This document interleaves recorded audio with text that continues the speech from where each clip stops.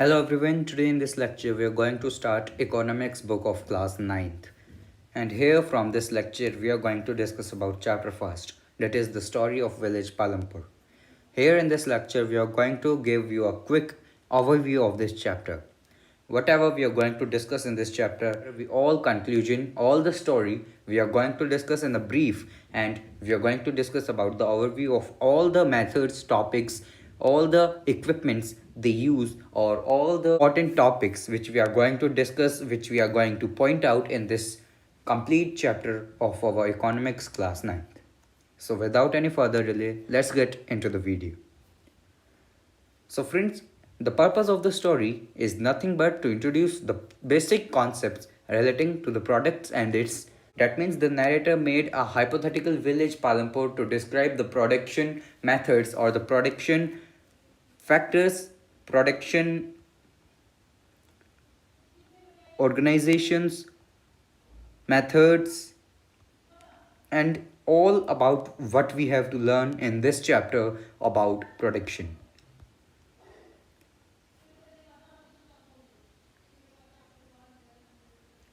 So friends, farming is the main activity in the Palampur, whereas several other activities such as small-scale manufacturing, dairy, transport, etc. are carried out on a limited scale. Here, in the starting of this chapter, we will firstly know about the village Palampur. What do you mean by the village Palampur? So the Palampur is well connected with neighboring villages and towns. Now a description of the neighboring village, that is Rajganj of Palampur, which is a big village and only the 3 kilometers far from village Palampur. Here we will further discuss about the production, road vehicles such as in the previous time we used bullock carts, tongas, wooden cart. These all things we are going to discuss about. We are also going to discuss about the population or the strength of village Palampur. Now, we will also discuss about the distribution of categories in Dalits, SCs, STs, OBCs, etc. We will discuss about the condition of Palampur, that what it has. It has a fairly well developed system of roads, transport, electricity, irrigation, schools and health center. This all we will going to discuss about in the introduction of this chapter. And after moving ahead to the organization of production, here we will discuss about the 4 main factors essential for the organization of production or help in the organization of production, that are land, labor, fixed capital and the working capital. So after discussing about the organization or the factors of production, we will further discuss about the farming in Palampur. Here we will discuss about the land is fixed. That means the 75% of the people who are working are dependent on the farming of their livelihood in Palampur. Secondly, in this farming in Palampur, we will discuss about a question that is there a way one can grow more from a same land? So this is a question which we are going to discuss or which we are going to solve with the help of this NCERT book. Friends, please note that using this complete NCERT book as the basis of your board exams or your further annual exams of class 9th, you can conquer it with good marks. If you only cover the NCERT neatly and with full concentration, line by line, I am sure you will get good marks only on the basis of NCERT, not on the other basis or such as net, reference books, etc. So let's come to our topic again. We have a question that is there a way one can grow more from the same land? So here we will discuss about the different crops such as Rabi, Kharif and Zaid. We will also discuss about the sum of crops such as wheat, bajra, sugarcanes, potato, etc. And we will also discuss about a table which deals with the cultivated land in different years, and we will also discuss about a graph which shows that how much production do the village Palampur has from 1950 to 2010. Moving ahead, we will discuss about the more modern farming methods such as HYV seeds, fertilizers, pesticides, irrigation methods such as canals, pumps, sets, diesel, farm machinery, etc. Moving ahead, we will find a table in which we have to fill the name of crop. Then we will find the month sown, month harvested and the source of irrigation.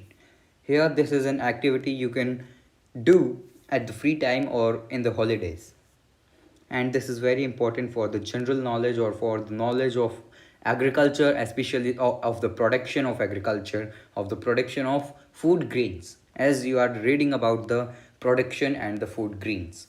And this is one of the important chapters of economics. Moving ahead, we will discuss about the HYV seeds and the surplus weeds and the surplus grains we have, and we will also discuss about the second table 1.2, in which we are going to discuss about the production of pulses and wheats. Moving ahead, we will discuss about our another question, that will the land sustain? Here we will discuss about our green revolution, our water table of our ground. Here we will also discuss about the land distribution of Palampur, that is cultivable land distribution of Palampur. Here you can see in the picture 1.5 that there is the land distribution. Some of the laborers gets minimum land, some of the laborers get high level of land, high range of land, and some get the medium range of land, as you can see in this picture. Now, answering the question, we will also read the sources, some of the sources of related to this chapter or related to this topic, that will the land sustain? Now, after this question, we will also get another question, that how is the land distributed between the farmers of Palampur? Here we will discuss about the land distribution between the farmers of Palampur, as I have discussed about the picture 1.5, that some get larger level of land, some get medium, and some get low level of land, and some families get no land. That means they are landless laborers. They work as landless laborers to another farmer's field. As there are total 450 families in Palampur, and the one third of these total families are landless, that is 150 families are landless, which are Dalits. 60 families of medium and large farmers who cultivate more than 2 hectares of land. A few of large farmers have cultivated the 10 hectares or more. Here we will also discuss about the picture which shows that the work on the fields. The wheat crop, plowing by the bullocks, sowing, spraying of the insecticides, cultivation by traditional method, cultivation by modern methods, and cutting of crops. Here we will discuss about the two main methods, that are modern and ancient. Modern method include tractors, pesticides, cultivators, insecticides, etc. And the ancient methods use bullock carts, hand plugging, etc. Now moving ahead, we will also discuss about a graph which shows the number of cultivated area and number of farmers. Here in the graph of cultivated area, we can see that the smaller farmers which have less than 2 hectares of land were 36%, while others are 64%, while the medium and large farmers are having more than 2 hectares of land are 20%, and others are 80%, as shown in the graph of number of farmers. Now moving ahead, we will discuss about another question, that who will provide the labor. Here we will discuss about a cartoon of the speaking or the talking of Dala and Ramkali, who are among of the poor native of the village. We will discuss about this whole cartoon and the conversation between Dala and Ramkali in our further videos. Now let's proceed with some of the information of Dala. Friends, Dala is a landless farm laborer who works on daily wages in Palampur. The government has set up the minimum wages for farm laborer as 115 per day, but Dala gets only rupees 80 per day. This is a discrimination you can tell if the question on criticism arises. Here we will also discuss about the story of Tejpal Singh and Savita, where Tejpal Singh agrees to give Savita the loan at an interest rate of 24% for 4 months, and Savita also had promised to work on his field as a farm laborer during the harvest season at rupees 35 per day. Moving ahead, we will discuss about the capital needed in the farming. In this, we will firstly discuss about borrowing money to arrange for small capital or for the capital. Here we will discuss about the story of Savita, who is a small farmer and plans to cultivate the wheat in her 1 hectare of land. Moving ahead, we will discuss about the sale of the surplus farm products. Here, we will discuss about what do you mean by surplus farm products and what do the farmers do of the surplus farm products. And here, we will discuss about the story of the Tejpal Singh, what he would do of the surplus products he was in his fields. And now, at the last of this chapter, we are going to discuss about our last topic, that is non-farm activities in Palampur. Here we have three activities, that are dairy, which is another common activity. Second one is the small scale manufacturing in Palampur, and the third one is the shopkeepers. And we have fourth one, which is transport, which is a fast developing sector. Now let's know about these four non-farm activities turn by turn in a brief. So dairy, which is a common activity in the families of Palampur. People produce milk in Palampur and sold it in Ranganj, the nearer large village, as I told you in the introduction or overview of this chapter before. Secondly, we have small scale manufacturing. Here we have a data that less than 50 people are engaged in manufacturing in Palampur, and manufacturing takes place in big factories in the towns and cities. And manufacturing in the Palampur involves very small production methods and are done on a very small scale. Here we have a story of Mirshilal, who has purchased a mechanical surplus crushing machine which run on electricity and has set up it on his fields. The third of the non-farming activities is shopkeeping. Now here we have another story of Kareem, who opened a computer class center in the village.